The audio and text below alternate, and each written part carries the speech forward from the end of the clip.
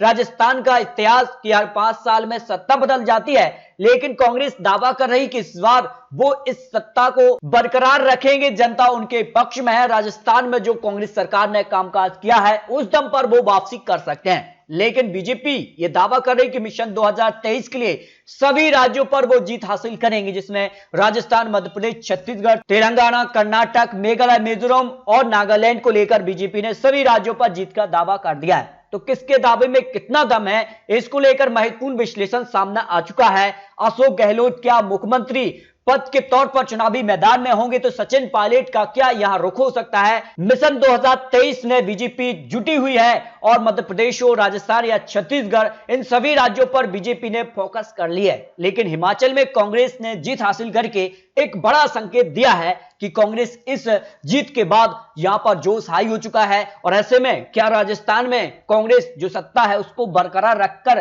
कुछ बड़ा खेल कर पाएगी, क्योंकि इसके नतीजे 2024 चुनाव के लिए काफी महत्वपूर्ण हो जाते हैं। तो वहीं बीजेपी यहां पर गुजरात में एक बंपर जीत के बाद बीजेपी भी यहां पर गदगद नजर आई है। तो आखिर क्या कुछ हो सकता है, राजस्थान पर किसकी स्ट्रेटजी जो है काम करेगी, कहां किसको बड़ा झटका हो सकता है। लेकिन कांग्रेस के सामने एक और बड़ी चुनौती है कि सचिन पायलट क्या कांग्रेस को एक यहां पर बढ़त दे पाएंगे, क्या कांग्रेस को अंदरूनी झटका दे सकते हैं, इस पर काफी महत्वपूर्ण है। तो राजस्थान में अशोक गहलोत और सचिन पायलट को लेकर मुख्यमंत्री पद काफी महत्वपूर्ण हो जाता है। तो अगला मुख्यमंत्री कौन हो सकता है, वही वसुंधरा राजे को लेकर भी बीजेपी असमंजस स्थिति में है। क्या उनके नेतृत्व में चुनाव लड़ेगी या फिर नहीं, क्या कुछ होगा राजस्थान को लेकर जो अनुमान लगाया जा रहा है। राजस्थान में हर 5 साल में सत्ता बदल जाती है और जनता के हिसाब से इस बार क्या जनता या कांग्रेस को चुनेगी या फिर बीजेपी को ही यहां पर लाएगी, इस पर महत्वपूर्ण विश्लेषण सामने आ रहा है। देखिए, अगर बात की जाए तो यहां पर हर एक यहां पर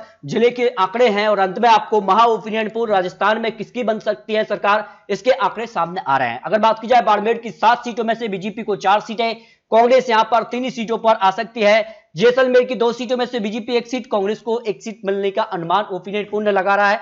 भरतपुर की 7 सीटों में बीजेपी को 4 सीटें, कांग्रेस भी यहां पर 3 सीटों पर बढ़त बना सकती है।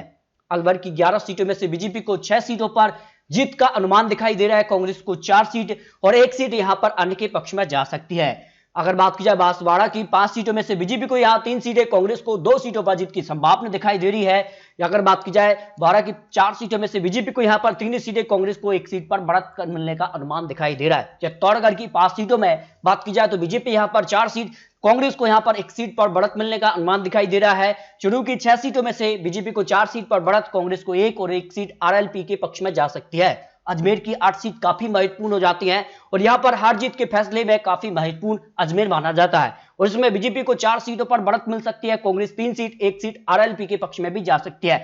तो क्या आरएलपी जो है बीजेपी के साथ मिलकर चुनाव लड़ेगा या कांग्रेस के साथ मिलकर चुनाव लड़ता है, यह भी काफी महत्वपूर्ण हो जाता है राजस्थान की 200 विधानसभा सीटों के लिए जो अनुमान लगाया जा रहा है। बूंदी की 3 सीटों में से बीजेपी को 2 सीट, 1 सीट पर कांग्रेस और अगर बात की जाए भीलवाड़ा की 7 सीटों में बीजेपी को सभी 7 सीटों पर जीत का अनुमान यहां पर दिखाई दे रहा है। बीकानेर की 7 सीटों में भी बीजेपी को 3 सीटें, कांग्रेस 2 सीट, 1 सीट आरएलपी और 1 सीट अन्य के पक्ष में जा सकती है, जो यहां पर अनुमान दिखाई दे रहा है। गंगानगर की 6 सीटों में बात की जाए तो बीजेपी को यहां पर 3 सीटें, 2 सीटों पर कांग्रेस और 1 सीट यहां पर अन्य के पक्ष में जा सकती है।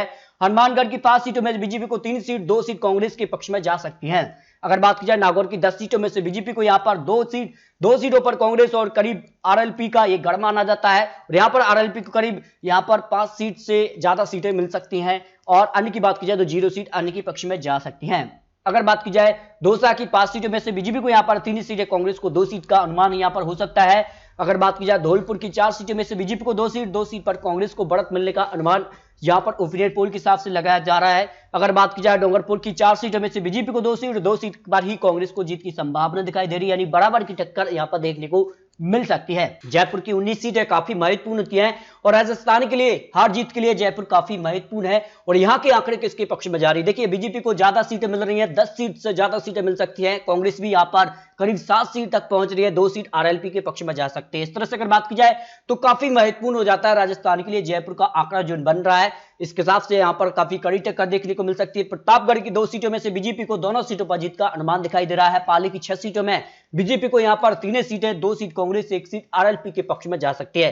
यानी हार जीत के बीच महत्वपूर्ण हो जाता है कि आरएलपी का पक्ष किसके पक्ष में जा सकता है। आरएलपी का आंकड़ा भी काफी महत्वपूर्ण हो जाता है। जोधपुर की 10 सीटों में बीजेपी को 5 सीट, 4 सीट पर कांग्रेस और 1 सीट आरएलपी के पक्ष में जा सकती है। इस तरह से अगर बात की जाए तो यहां पर काफी महत्वपूर्ण हो जाता है। कोटा की 6 सीटों में काफी महत्वपूर्ण है। बीजेपी को यहां पर 5 सीटें मिल सकती है, कांग्रेस 1 सीट पर सिमट रही है। जबकि करौली की 4 सीटों की बात की जाए, बीजेपी को यहां पर 3 सीटें, 1 सीट कांग्रेस के पक्ष में जाने का अनुमान दिखाई दे रहा है। जालौर की 5 सीटों में से बीजेपी को यहां पर 2 सीट, 3 सीट पर कांग्रेस को जीत की संभावना दिखाई दे रही है।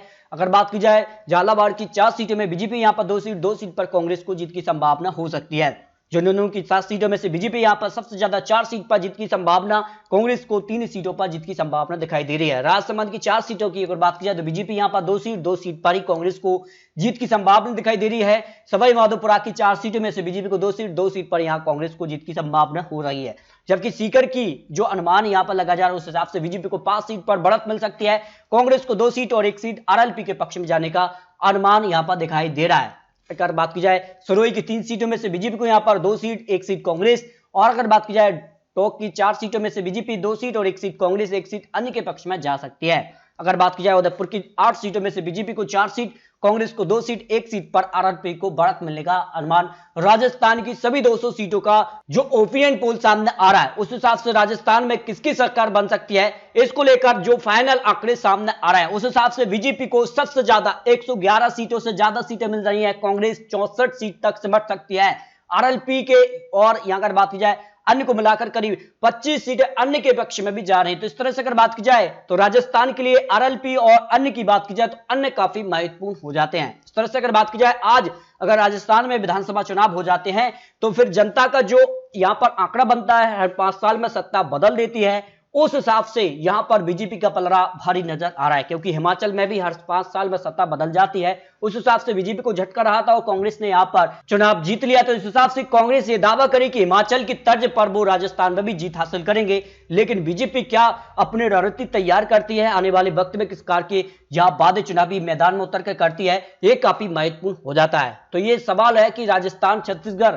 और मध्य प्रदेश में क्या किसान कर्ज माफी का मुद्दा एक बार फिर से उठेगा, उस दम पर क्या कांग्रेस की यहां पर वापसी होगी या फिर बीजेपी यहां पर बरकरार रहेगी, ये काफी महत्वपूर्ण हो जाता है। तो दोस्तों आपको क्या लगता है राजस्थान के लिए 200 सीटों का जो यहां पर ओपिनियन पोल आ रहा है उस हिसाब से राजस्थान में कौन जीतेगा, राजस्थान में किसकी स्ट्रेटजी काम करेगी, क्या राजस्थान के लिए काफी महत्वपूर्ण हो जाता है, तो किसके दावे में कितना दम है ये आने वाला वक्त बताएगा। 2023 की तैयारी में कौन आगे होगा, इसको लेकर बहुत जल्द आपको नए आंकड़े दिखाएंगे। तो आपको क्या लगता है राजस्थान, मध्य प्रदेश और छत्तीसगढ़ में किसकी बनेगी सरकार, इस पर आप कमेंट बॉक्स में जरूर रख सकते हैं। आपको बता दें ये चुनावी आंकड़े, चुनावी अनुमान है, आने वाले वक्त में किस प्रकार की चुनावी वादे, किस प्रकार से दल बदल और किस प्रकार से चुनावी यहां कैंपेन होते हैं उसके बाद आंकड़े बदल भी सकते हैं। तो